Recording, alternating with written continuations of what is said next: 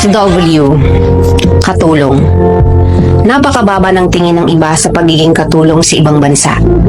May iba na nagsasabi na kaya tayo napadpad dito kasi wala tayong pinag-aralan. Medyo masakit sa tenga, lalo't yung nagsabi sa atin ay nagtapos ng college at may trabaho sa Pinas. Pero take note, hindi lahat ng katulong dito sa ibang bansa ay walang pinag-aralan. Maraming nagtapos sa kani-kanilang course pero ito ang pinili nila na trabaho. Bakit? Kasi masapat ang sahod. Ang mga katulad kong OFW hindi dapat minamaliit ng kung sino man na may magandang trabaho dyan sa Pinas. May pinag-aralan kayo, dapat alam nyo kung ano ang halaga namin sa bansa. Ano nga ba? Milyon kaming mga OFW na isa sa nagpapayaman sa bansa natin.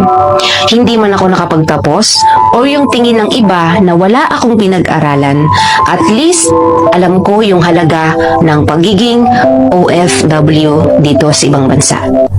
Real talk.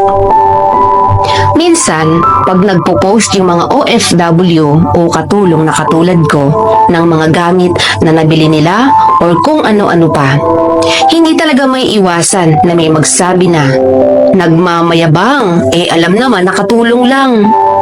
Deserve naming ipagmayabang kung ano ang meron kami. Bakit? Unang-una, pinaghirapan namin yon. Pangalawa, hindi namin hiningi sa kahit na kanino yung mga bagay na pinopost or pinagyayabang namin. Oo, ayoko sa mga taong mapanghusga. May pinag-aralan ka nga, pero wala kang karapatang manghusga ng ibang tao.